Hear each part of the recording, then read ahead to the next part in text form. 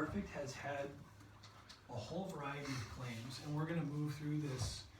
Again, general overview. I've got an essay on this in the Revisiting Greek Word volume.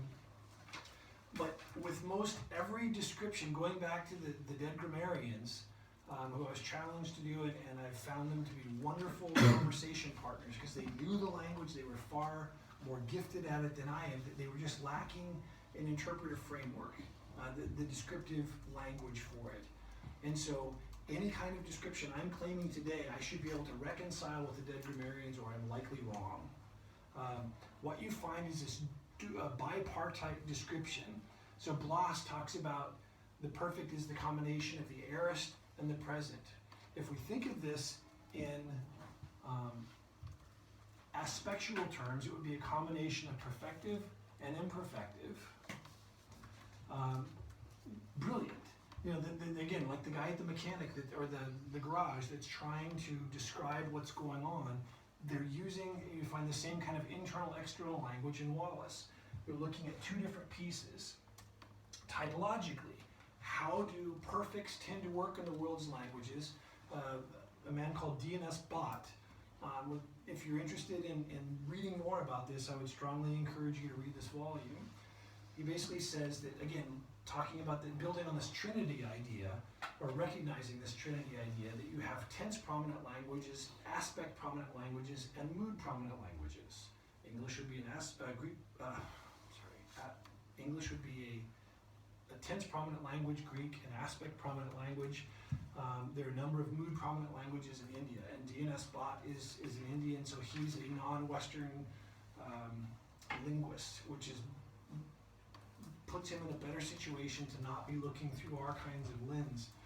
But what he claims is that perfects tend to be a combination of whatever two elements are found in that prominent language. So past and non-past distinction we talked about for tense. The perfect in a tense prominent language tends to be something like a combination of those two. In an aspect prominent language, it tends to be a combination of perfective and imperfective. Well, it's not just the sum of the parts. We'll go into that. But again, from a compositional standpoint, it tends to be this combination of the two, which fits with what we've seen in the dead grammarians. Sander Oriens has provided a nicer description he's a classicist, but in contrasting the aorist with the perfect, where the aorist refers from reference time back to some generally completed but external view of an event. The perfect, so the perfective side would be this reference back, again, look at the traditional explanation, a completed event. The imperfective would be this connection back to reference time, which linguists generally describe as an expectation of ongoing relevance, which you see in the dead grammarians with the ongoing state of affairs, or they have a both and kind of description. So more specifically, you have a logically anterior either event, if it's telic, or a state of affairs. We'll talk about telicity in a minute.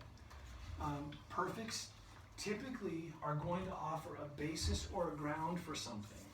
That's where the relevance factor comes in. It's not that they are going to be the most important thing in and of themselves. They provide a ground for something else. Nida described it in Afrikaans, and I had a South African friend of mine translate it. Basically, is the party animal, the person at the party that whistles to get everyone to be quiet, but then to direct his attention to the quiet person who couldn't have gotten everyone's attention. It does attract attention the way Campbell and Porter have described, but not to have it focused on that action in itself, but as the importance of that basis or ground for something else. So it's not doing anything special, it's doing what perfects do. If I were to say, I've lost my keys, or I've left my wallet when we're someplace and I have to pay some money, I've probably not just told you that for fun. It's likely because I'm going to say some other related element, and that's that basis or ground for it. So let's take a look at some examples. You have this logically anterior information with respect to reference time, and then some additional action. So we're looking at there is kind of a progression to the perfect. It's always going downstream from a discourse standpoint. So that I've lost my wallet, could you lend me some money? The statement about the wallet being lost was the basis for what's about to follow. It's difficult to use a perfect naturally and not have some other thing connected to it. There are some instances, and we'll take a look at some of those examples. But you have the servants who have been sent out to gather people to the feast, and they've done that. But the point is, it didn't work. There's still room at the table. Or the comparison of John the Baptist coming, comparing it with Jesus, how the Son of Man came. And the point is, not how they came, but the response. And it's a comparison between the two. The perfects are simply providing the basis for the more salient statement that follows. Perfects, in terms of their semantics, typically just accomplish that function. But they can also follow what they're relevant to. And in that case, invariably, you're going to find the perfect in a dependent relationship, like a relative clause, a dependent clause. And what that does, we were talking about, there's a directionality to that relevance or what it's contributing, and that dependency relationship redirects it back to what it's dependent upon. No big surprise there. But again, the vast majority of the perfects you'll find, like in Romans, follow this pattern where Paul will use a perfect afterwards, and that's his support for his argument, particularly things introduced by Gar, Hos, Kathos, the quotations from Hebrew Bible that are from, I guess, what would be the proper term? I'm too far. The Old Testament, I guess, so you're not saying Septuagint or Hebrew Bible, right? Not making a judgment. But in English, we would use things like because to make that statement. And so here we've got an example from Luke 3:4, this as it is written. So again, all of these quotations, the choice of the perfect, some could say it's formulaic, but the idea is it's perfect, that the perfect's job is to say this connects to something else. It's not to make it stand out in and of itself. It's just simply how you would flag it as a basis or ground for something. It's just doing its normal job that we find in other languages as well. The same we see in English. Romans 5:1.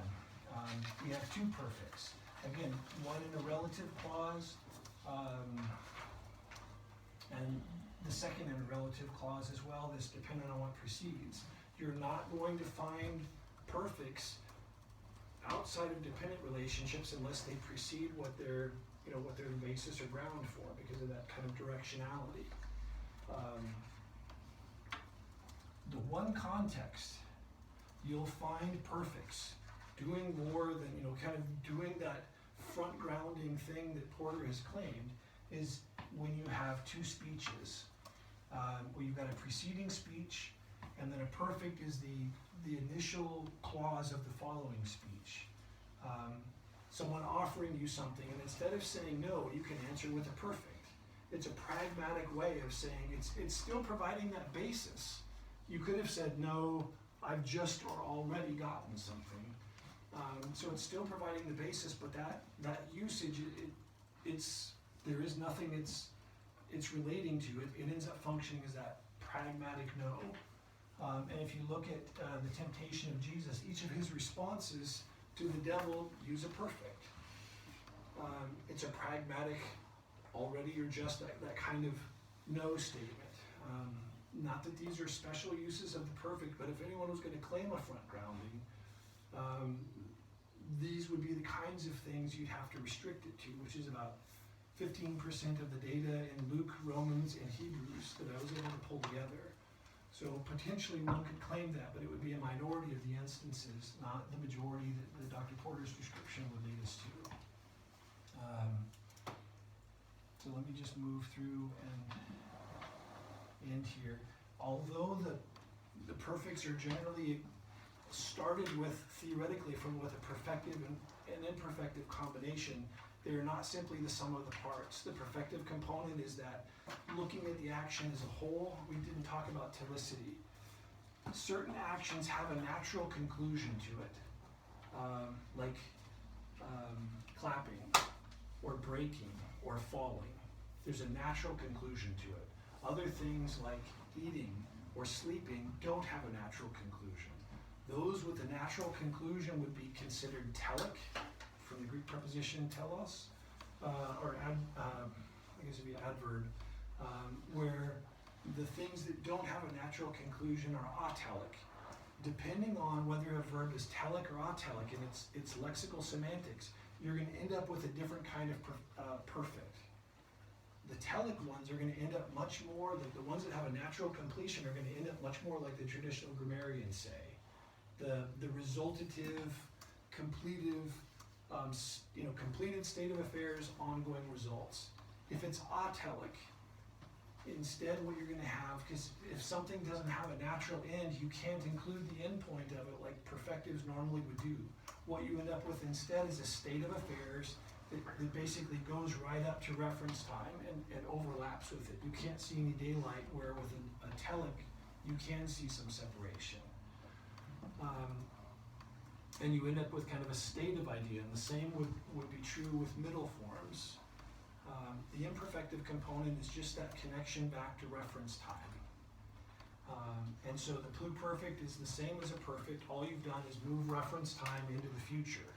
But it's still going to have the same internal temporal semantics of this logically anterior action with a connection back to reference time.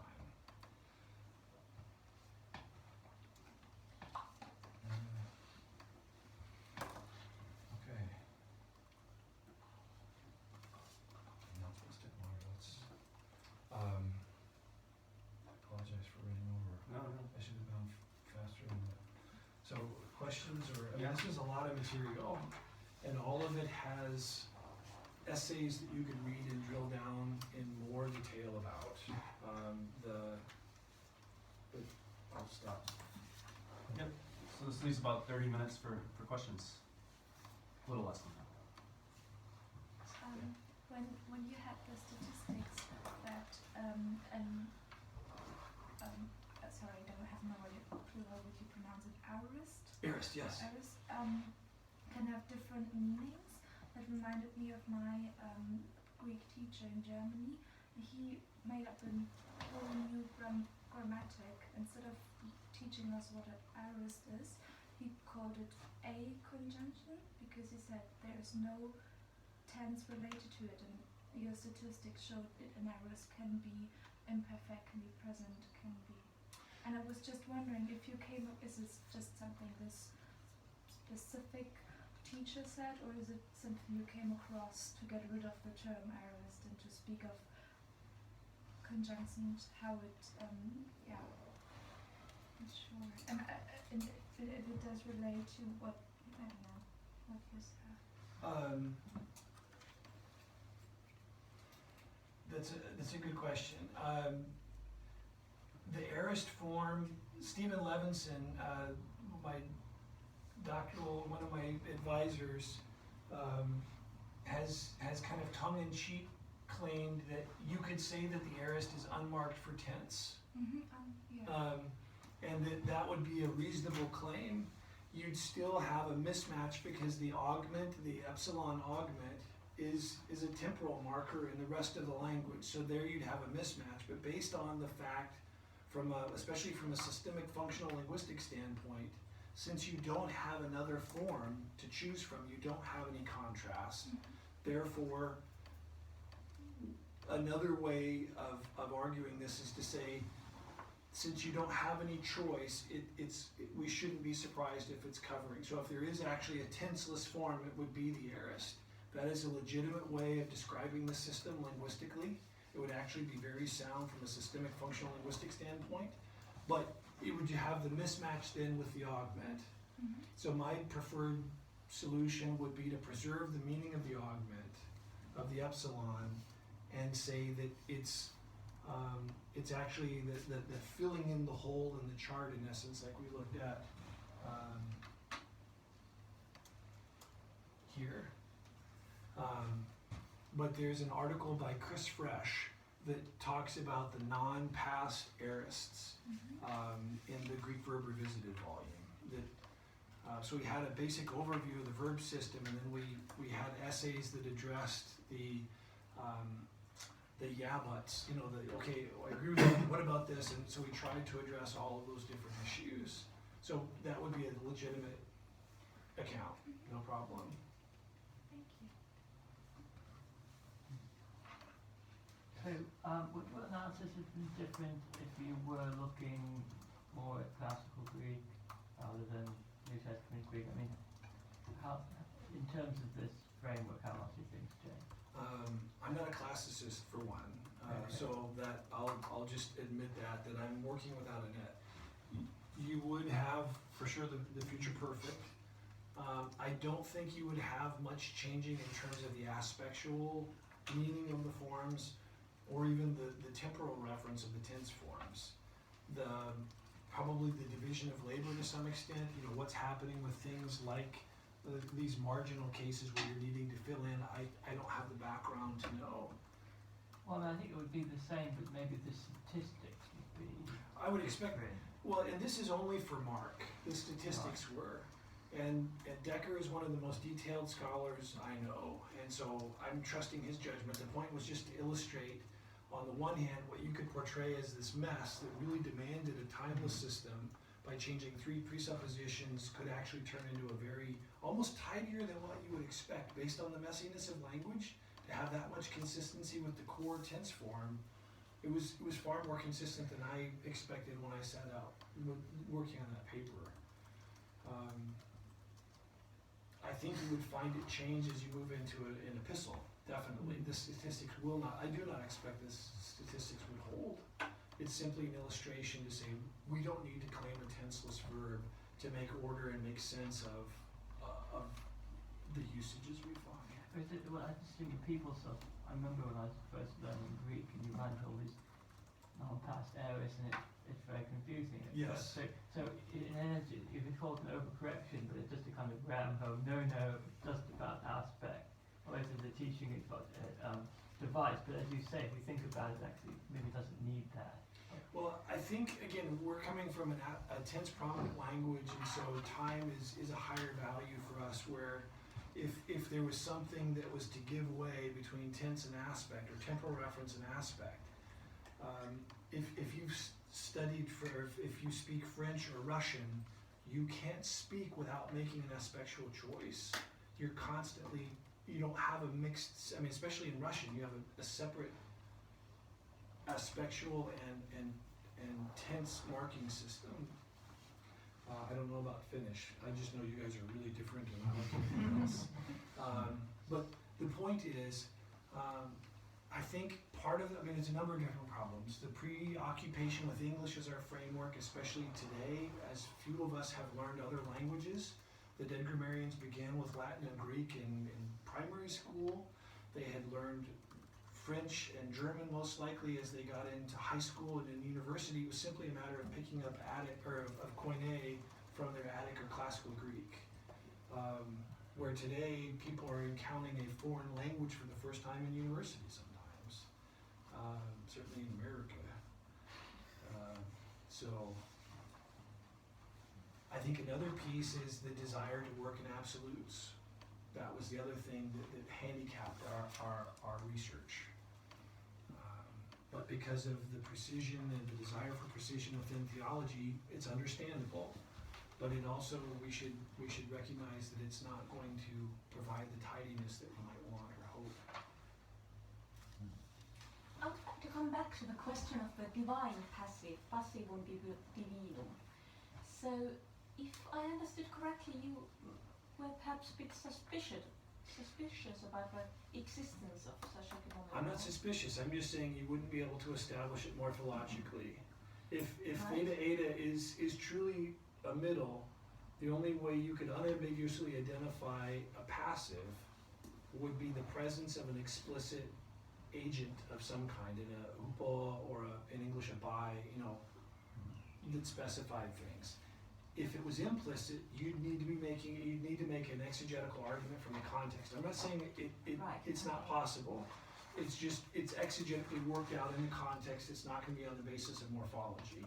That makes sense. Does that make sense? Okay. Thank you. So in some respects, we're kind of back where it doesn't really change anything, because even the divine passives are still exegetically worked out.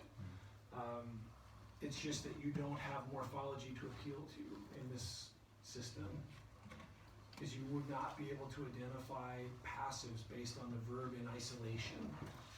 It would be contextually worked out by looking at the presence or absence of an argument, of an agent. Good question.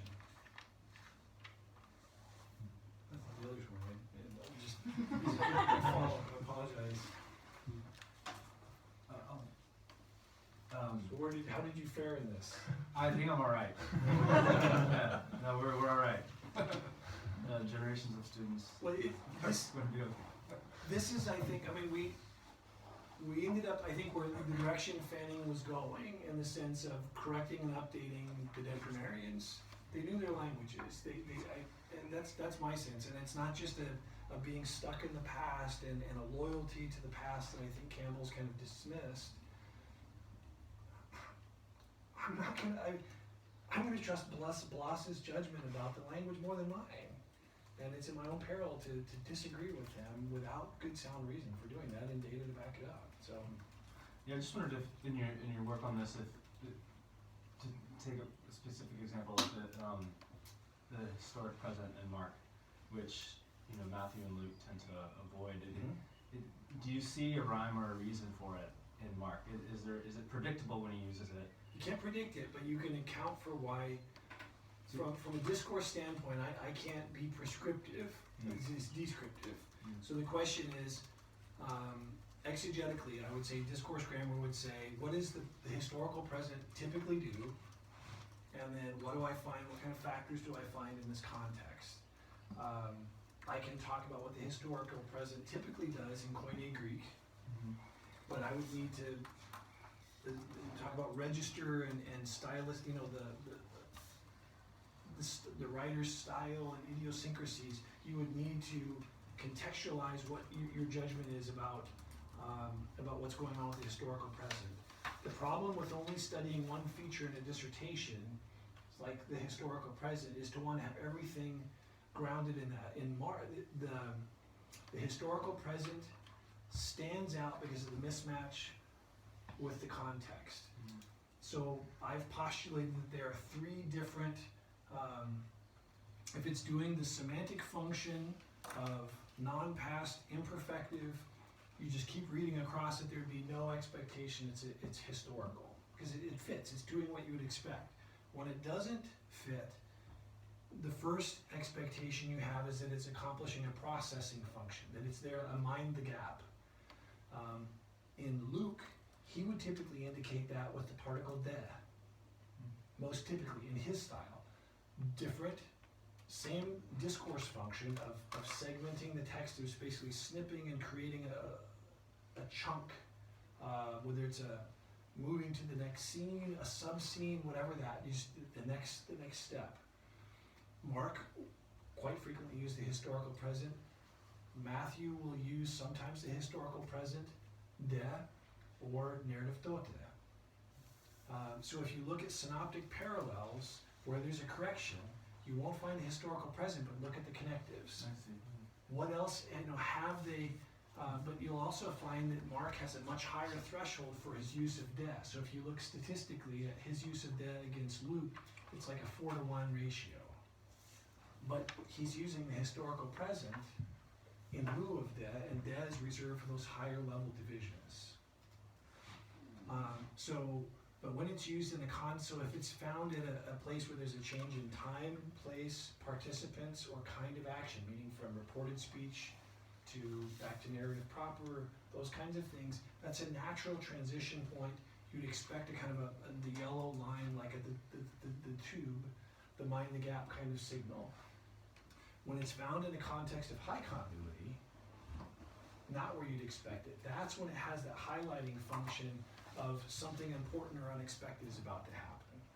So you have the same form accomplishing potentially the three things, but if it's doing the semantic thing that you expect, you just keep reading and move right over it. That's what you do in Romans, that's what you do in Galatians. You come to an epistle, or to a narrative. Again, if it's at a natural boundary point, change in time, place, participants, again, it's just that segmenting function. Yes, it's getting your attention, but it's drawing your attention to that division. When there's no division, context of high continuity, that's when you get your, kind of the Porter prominence claim, the front grounding, and it's not of the historical present itself, it's cataphoric, it's what immediately follows it. And that's another misdirection from Porter's claim, because the verbs that are historical presents are kind of unimpressive. They're verbs of motion, generally introducing a new person. That person arrives, or verbs of speaking, drawing attention to the speech that follows, or the resolution, or the change, the thing that changes everything that comes out of the speech, those types of things. But it's always forward pointed, either to a boundary gap transition, or to this unexpected, surprising thing. But it's not going to be salient in and of itself.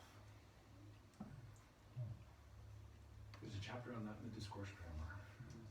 So, it's just the goal. There's so much stuff, and you pull it together in a unified framework. That's basically my specialization, and all I'm going to try to do is just pull these pieces together and build it together into an exegetical framework that you can add on to our traditional approaches to just have a more linguistically robust exegetical strategy. That's my personal calling and mission. So I don't mean to direct everything back to my writing. There's other good stuff, but I mean it's just pulling together Levenson's work and others, and from classical Greek. Other questions? I'm wondering about the question of Semitic, Aramaic influence on Mark's version. I mean, Mark is the evangelist who likes to include little inset bits of Aramaic, Talitha Kum, F of Sabachthani, the cry from the cross, etc. Is the kind of analysis you're doing, is that interested in the question of whether this is in some ways a Semitically inflected Greek, or is that just a quite different area, more in sort of historical linguistics?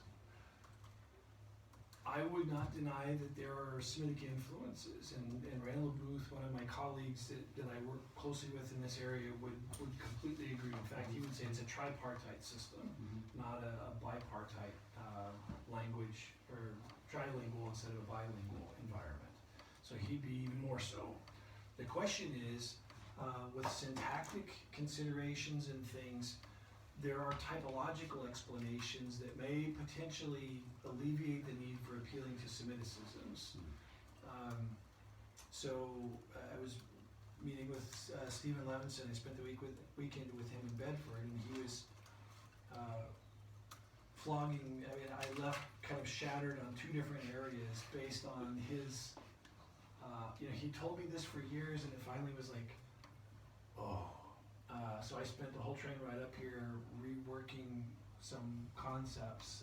Some of it was on the perfect, and I still have a lot more work to do on a particle before I go to St. Andrews in a couple of days. But there's hope.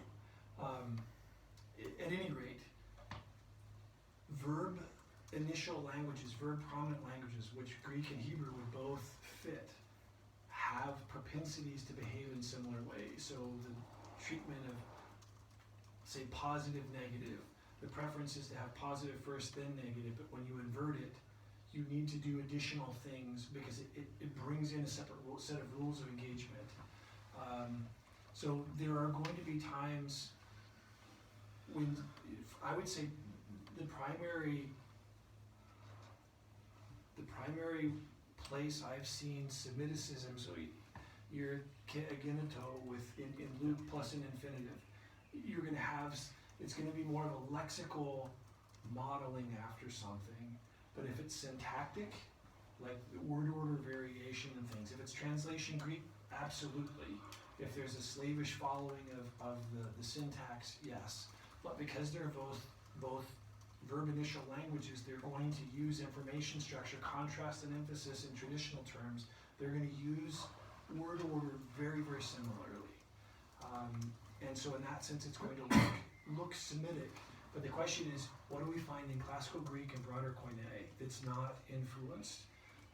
And quite often we'll find features mimicked in that should then urge caution about claiming Semiticism. So as much as Randall is claiming a trilingual milieu, he spends an awful lot of time arguing against Semitic influence. For Dalman, I think that's not my area, but that's a name that I've heard yelled loudly as we're talking. That there's just urging caution there. So I would say look more broadly in Koine to see whether you find it the similar forms. But lexically, I would say by all means that kind of lexical mimicking. Syntax, I'd be more skeptical or suspicious and want to double check. Is that fair enough? Yeah, thank you. Yes, John. Just a question about the perfect, and you said prototypically it provides the basis for something else. That's my weasel, yes. Yeah, That's my hedging. I mean, sometimes you just find perfects on their own. You know, Paul talks about Jesus estar Romanos, Right. and that's his, very frequently used that. That doesn't seem to be, what would you say that is suggesting he's pointing forward to something else, or not? Well, you need to look at the context. Yeah. So, I mean, if there's a specific verse, we can pull it up and take a look. Well, Galatians 3:1.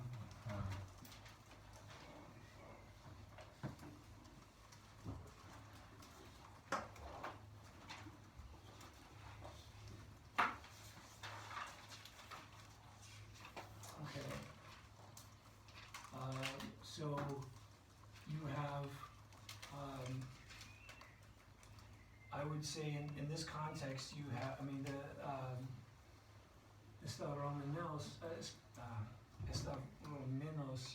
is in that relative clause introduced by Hoyce. Yeah. And so again, I'm not trying to weasel out of things, but the main assertion there is about the bewitching, and this Yeah. is essentially a modifying additional information about that, about essentially what they've been bewitched from potentially. It's not advancing the argument that bewitching would be that main line, the main assertion. Right. And so as I started, Levinson has gone so far as to claim perfects background the action. I'm not there yet. Willing to believe, so I'm actually going through and looking at perfects as I do my reading. I'm not advocating that, but I would just say, look around, and it may not be in the immediately preceding clause or the following, but just so for instance, you may have Gar introducing an offline digression, and the perfect is occurring in there. So you'll have, like the Romans example, you may be several clauses into a Gar where Gar has introduced something, and you have coordinate things adding on to that.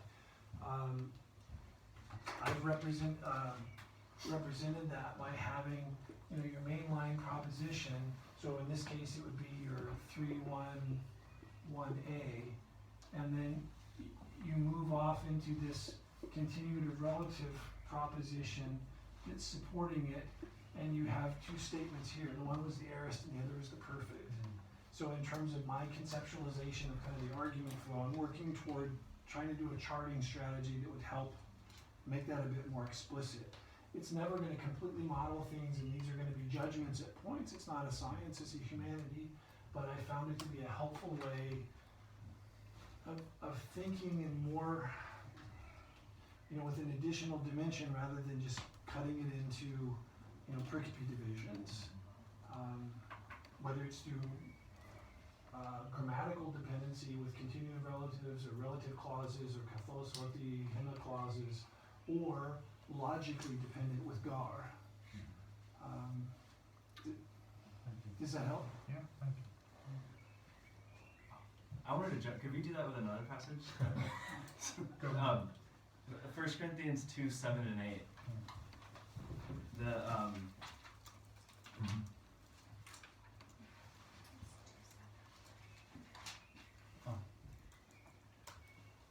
or actually A8, sorry. The egnokin. And then you have the agar egnosan. Okay. So how would you explain that the perfect there in the middle of 8? The henu des is a relative clause. So both of the relative clauses in 7b and 8a are modifying 7a, I guess. Mm-hmm.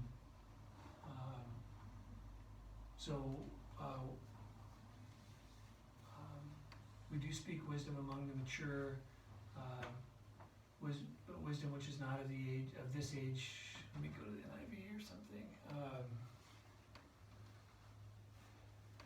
But what you have are two relative clauses. 7b and 8a are both relative clauses, right? With introduced by Hain. Mm-hmm. So from a diagrammatic standpoint, you'd end up in the same boat. We just changed the numbers. Yeah, that's what, okay.